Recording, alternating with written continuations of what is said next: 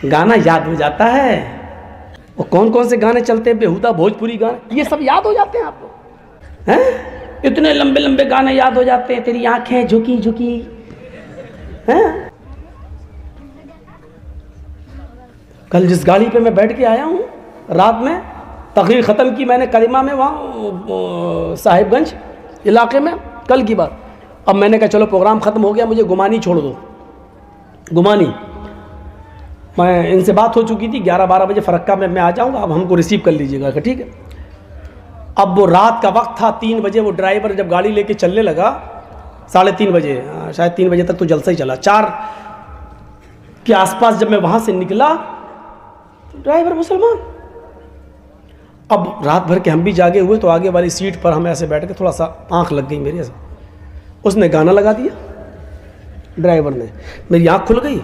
तो मैंने कहा यार इस ड्राइवर को रोकना और टोकना बेकार है, क्योंकि ड्राइवरों से उलझना नहीं चाहिए, वरना अगर ज़बरदस्ती बंद करवाएंगे तो ये भेड़ देंगे कहीं ना कहीं। तो देख रहा हूँ गाना उसमें चल रहा है, कोई रफ़ी का गाना चल रहा था, बहुत पुराना। अब ये उसमें गाना सुनता जा रहा और ऐसे करता रहा, गाड़ी चला रहा है।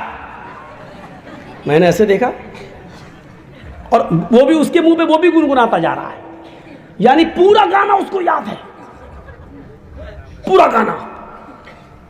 उसके बाद जब गाड़ी मेरी रुक गई, मैं गुमानी पहुंच गया, तो मैंने उससे पूछा, शुक्रिया आपका, आपने मुझे छोड़ा। मैंने कहा आपको कुछ मुसलमान है क्या? हाँ हाँ साहब माशाल्लाह मुसलमान।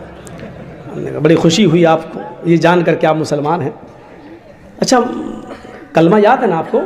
है मौलाना साहब, कलमा याद नहीं होगा? ला इलाहा इल्लल्लाह मुहम्मदुर रसूलुल्लाह, माशाल्लाह। सूरह फातिहा याद है ना? नमाज, हाँ सूरह फातिहा याद है, अल्हम्दुलिल्लाह रब्बिल आलमीन रहमान मालिक, पूरी सूरत सुना दी। हमने कहा अच्छा सूरतें कितनी याद है? कहता मौलवी साहब वो तो 2 ही याद है बस।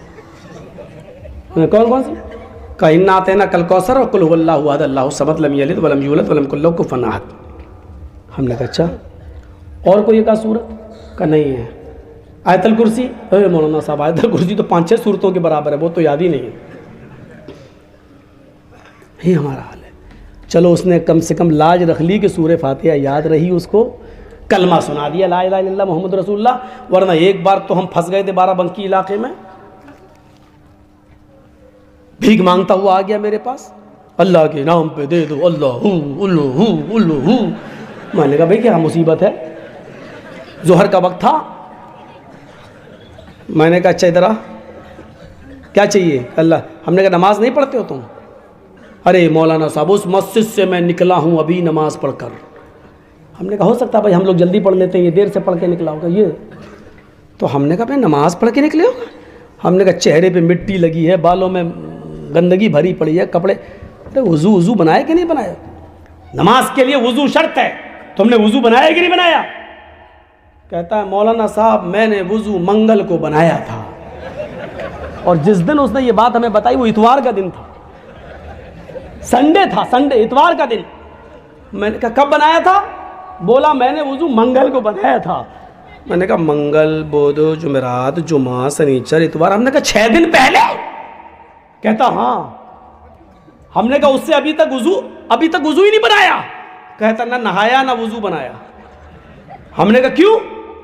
बोला हम बुजुर्ग हैं ना, बुजुर्ग सूफी हैं हम बुजुर्ग हैं, हमारा वज़ू 40 दिन चलता है। तो हमने कहा अच्छा ये बताओ कि मंगल को वज़ू बनाया और अभी तक चल रहा है, इतने दिनों में तुमने लैट्रीन की कि नहीं की? तो उल्टा हमको डांट रहा है। कहता तुमको किसने मौलाना बना दिया? हमने कहा क्यों क्या हुआ? कहा ये बताओ लैट्रीन लगेगी तो लैट्रीन करेगा नहीं कोई आदमी? तो हमने कहा वही पूछ रहा हूं की क्या नहीं की? अरे रोज करता हूं मैं। हमने कहा पेशाब है? पेशाब तो दिन भर में 3-4-5 बार करता हूं। हमने कहा सोते हो कि नहीं सोते हो? कहा नींद आएगी तो सोएंगे नहीं। हमने कहा अच्छा ये बताओ कि कभी कभी पेट में गुड़गुड़ की आवाज़ होती कि नहीं होती, हवा खारिज होती कि नहीं होती? कहता अरे मौलवी साहब तुम कैसी बातें कर रहे हो, ये बताओ कि ये तो नेचुरल चीज़ है यार, ये तो फितरत है, ये तो हवा जब पास होगी तो होगी। हमने कहा हुई कि नहीं हुई? कहाँ हुई? हमने कहा हवा भी तेरी पास हुई, पेशाब भी तू कर रहा है, लैट्रीन भी तूने की,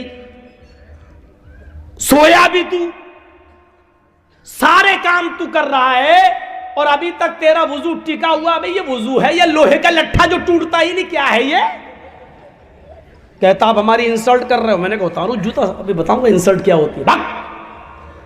कमीना कहेगा। फिर उसी के आदमी आ गए, कहने लगा मौलाना ये पागल है दिमाग से, हम लोगों में भी ऐसा नहीं है। अरे पेशाब पैखाना करने से अच्छे अच्छों के वजू टूट जाते हैं, ये क्या है, ये बेचता क्या है? ऐसे लोग भी मिले हैं जिनको कुछ याद नहीं था। एक आदमी के रिक्शे पे सवार हो गए, उससे पूछा साहब, हमने कहा चलो मस्जिद में अजान का टाइम हो गया, नमाज पढ़ लेते हैं, आप भी आइए। कहता मौलाना साहब आप नमाज पढ़ लीजिए, बस यही एक कमी है कि मैं नमाज नहीं पढ़ता हूँ, और तो मेरा बकिया पूरा इस्लाम ठीक है। हमने कहा हो सकता भाई नमाज नापाक हो, नहीं जा रहा हो मस्जिद में। नमाज पढ़ के हम निकले, 2 रकात पढ़ना थी, मुसाफिर थे, फिर उसके रिक्शे पे बैठ के चले। चलते चलते मैंने कहा भाई रमज़ान का महीना है, नमाज आप नहीं पढ़ रहे हैं, रोज़ा तो आप रखते ही होंगे। अरे मौलाना साहब बड़ी मेहनत करना पड़ती है, रिक्शा चलाना पड़ता है, बस यही एक कमी और है कि मैं रोज़ा नहीं रखता हूँ, वरना पूरा इस्लाम मेरा ठीक है।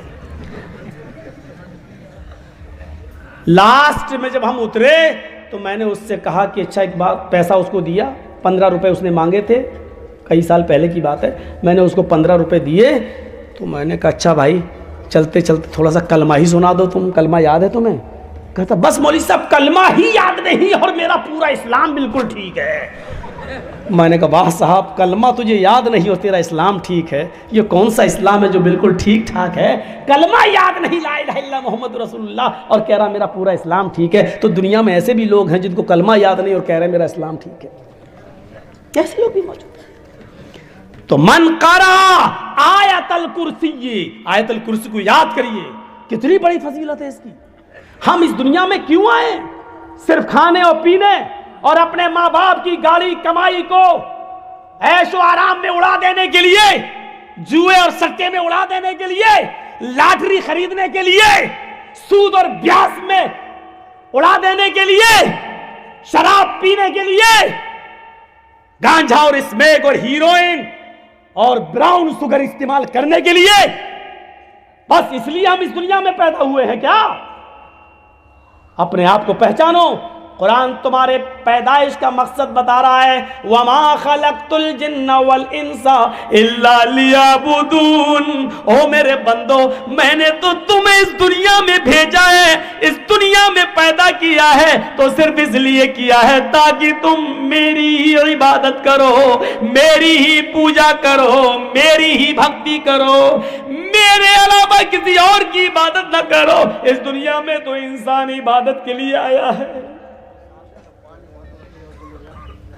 अच्छा, मैं किसी को खड़ा करके आयतल कुर्सी सुनता हूं, ऐसा लगेगा?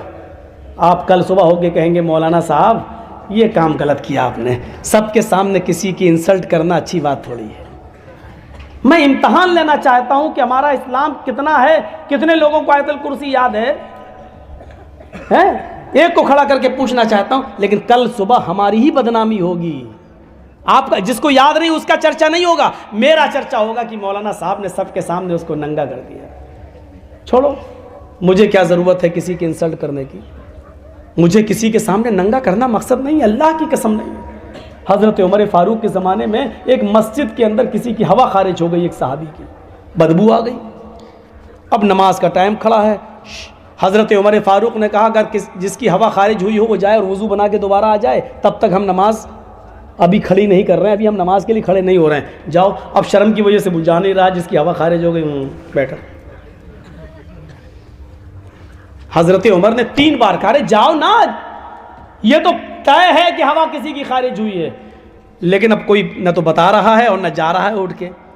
तो एक सहाबी ने कितना अच्छा मशवरा दिया, कहा अमीरुल मोमिनीन एक काम कीजिए ना, हम सब लोग वुजू बना लेते हैं दोबारा, हम सब लोग दोबारा वुजू बना लेते हैं, उसमें वो आदमी भी शामिल हो जाएगा जिसका वुजू टूट गया है, और उस आदमी की इंसल्ट भी नहीं होगी, और हम लोग दोबारा वुजू बना लेंगे तो एक सवाब भी मिल जाएगा और उस आदमी की हम इज्जत बचा भी लेंगे। हज़रत उमर ने कहा मैं खुश हुआ तुम्हारे इस मशवरे से, चलो हम सब वुजू बना लेते हैं दोबारा वुजू। मेरा मकसद ही नहीं है किसी को जलील करने का, हम खड़ा करके क्यों आपसे पूछेंगे? आयतल कुर्सी सुनाओ। लेकिन एक मैसेज देना चाहता हूँ। मैंने ये देखा कि जब मैंने कहा अच्छा मैं किसी को खड़ा करता हूँ तो मैंने चेहरे देखे आपके फर्राटे लेनो, बहुत सौ के सर नीचे हो गए, कहीं हमको खड़ा ना कर दे। और ये मालूम नहीं जिसका सर नीचे होता मैं उसी को खड़ा करता हूँ। हमने भी तो 20 सालों से तकरीरें की हैं, हम भी तो समझ गए हैं कि जैसे टीटी चेहरा देख के पहचान लेता है कि कौन टिकट वाला है, कौन बिगड़ टिकट। हम भी इतना तो समझ ही गए कि किसको याद होगी और किसको नहीं याद होगी। लेकिन इंसल्ट करना मेरा मकसद नहीं है, सिर्फ इतना कहूँगा जिनको याद नहीं है वो याद करें। इतनी बड़ी फजीलत है इसकी। मन कारा आयतल कुर्सी बाद सलातिल मकतूबा, जिसने हर फर्ज नमाज के बाद आयतल कुर्सी पढ़ना अपना मामूल बना लिया, लम यमनअहु मिन दुखूलिल जन्नति इल्लल मौत, उसको सिवाय मौत के जन्नत में जाने से कोई चीज़ नहीं रोक रही है। एक और दुआ सिखला रहा हूं आपको, बहुत छोटी सी दुआ और जन्नत का खजाना। आय हाय हाय, जन्नत का खजाना, आपको जन्नत का खजाना मिल गया। मेरी बहनों सुनो, छोटी सी दुआ है, छोटी सी, और याद भी होगी, लेकिन हम पढ़ नहीं रहे बस। अला दुल्लुकुम अला कंजिम मिन कुनूजिल जन्नह। अल्लाह के नबी साहबा किराम के अंदर बैठे हुए हैं, साहबा किराम जैसे आप लोग बैठे मेरे सामने, ऐसे अल्लाह के नबी दर्स दे रहे हैं, नसीहत कर रहे हैं, और आप उनसे पूछ रहे हैं क्या मैं तुम्हें जन्नत के खजानों में से एक बहुत बड़ा खजाना ना दे दूं? क्या तुम जन्नत का बड़ा खजाना लोगे? अच्छा, खजाना समझते हैं ना? अल्लाह का शुक्र है। क्या मैं तुम्हें जन्नत का सबसे बड़ा खजाना न दे दूं? जन्नत के बहुत बड़े बड़े खजानों में से एक बड़ा खजाना है, क्या मैं तुम्हें न दे दूं? सहाबा ने कहा कालू बला, क्यों नहीं, अल्लाह के रसूल जरूर दीजिए, खजाना हो जन्नत का कौन नहीं लेगा। कुल, अल्लाह के नबी कहते हैं कहो, ला हौला वला कुव्वता इल्ला बिल्लाह। लो, किसको याद नहीं होगी ये? ला हौला वला कुव्वता इल्ला बिल्लाह। आगे अली लाजिम भी कह दीजिए, ला हौला वला कुव्वता इल्ला बिल्लाहिल अलीयिल अज़ीम। ना कहना चाहें तो कोई हर्ज की बात नहीं। अल्लाह ही की सिफत है अली, और अल्लाह ही की सिफत है अजीम। अली के माना जो बुलंद है और अजीम के माना जो बड़ा है। ला हौला वला कुव्वता इल्ला बिल्लाह, इतना भी काफी है। और चाहो तो इसके आगे इल्ला बिल्ला, बिल्ला के बाद अल अलीयिल अज़ीम कहकर उसकी दो सिफतों को भी बयान कर दीजिए। जो शख्स इसको अपना वजीफा बना ले, ला हौला वला कुव्वता इल्ला बिल्लाह, उड़ते बैठते चलते फिरते इस दुआ को पढ़ता रहे, तो समझ लो कि उसको जन्नत का एक बहुत बड़ा खजाना मिल गया। ला हौला वला कुव्वता इल्ला बिल्लाह की कितने दर्जे हैं? हम सिर्फ एक हल्का दर्जा बतला रहे हैं। अल्लाह के नबी सल्लल्लाहु अलैहि वसल्लम ने फरमाया सबसे हल्का मकाम इसका ये है, सबसे हल्का फ़ायदा ये है कि आपको जो टेंशन है, जो गम है, जो आपकी दिमाग में उलझने हैं, आपका दिमाग माइंडली डिस्टर्ब है, दुनिया की तमाम बातें आप सोचते रहते हैं, ला हौला वला कुव्वता इल्ला बिल्लाह आपके दिमाग की उलझनों को, टेंशनों को ख़त्म कर देता है। ये दिमागी उलझनों से आपको नजात दिलाता है। मैं समझता हूँ इससे बड़ी कोई बीमारी नहीं है। यही तो बीमारी हमें लगी है। मेरी 4 बेटियाँ हैं, चारों जवान हो चुकी हैं, इनकी शादी कराना है, घर में कुछ है नहीं, मैं क्या करूँ? हमें यही तो टेंशन है कि मेरा बेटा इंटर पास कर चुका है, बायो सब्जेक्ट है, साइंस उसने लिया है, अब इसका MBBS में एडमिशन नहीं हो रहा है, अब क्या करें? हम 50-60 लाख रुपए कहाँ से लेके आए? इसको पढ़ने के बाद क्या करेगा? इसको नौकरी मिली या नहीं? यही तो टेंशन है हमें। ला हौला वला कुव्वता इल्ला बिल्लाह, ये इन टेंशनों को खत्म करने की दुआ है। ये सबसे हल्की बीमारी है जिसको ये दूर करती है। 98 बीमारियां इससे भी बड़ी बड़ी हैं जिससे ला हौला वला कुव्वता इल्ला बिल्लाह पढ़ने से दूर होती हैं। ला हौला वला कुव्वता इल्ला बिल्लाह 99 बीमारियों का इलाज है, और सबसे हल्की बीमारी है कि गम और फिक्र दूर होते हैं। यानी इससे बड़ी बड़ी और बीमारियां जो इससे दूर होती हैं। अब थोड़ा सा नंबर आ गया है हमारी माँ बहनों का। इनको भी तो जन्नत में, इनके लिए स्पेशल एक हुक्म है। ये सारे काम करने पर उनको भी जन्नत मिलेगी, लेकिन एक हुक्म उनके लिए अलग है। क्या है वो सुन लीजिए।